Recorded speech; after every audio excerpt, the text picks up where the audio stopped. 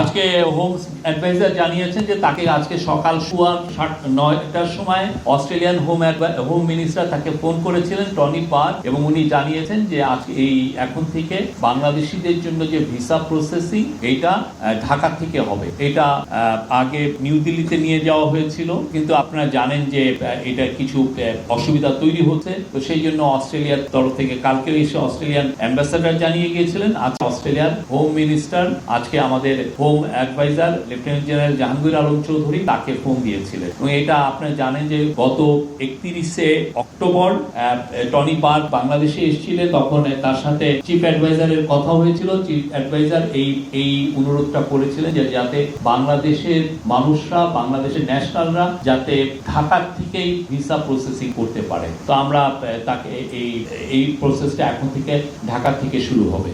এই ছিল আজকে মোটামুটি ক্যাবিনেটের মূল ডিসিশনগুলো। সরকার এখন 65% কাজ দরপত্র হয় অনলাইন, 65% পর্যন্ত সরকারি কাজ অনলাইন মানে ই টেন্ডারের মাধ্যমে হয়। তো সেটা এখন 100 ভাগে উন্নীত করা হবে, এটাও আজকে ডিসিশন হয়েছে।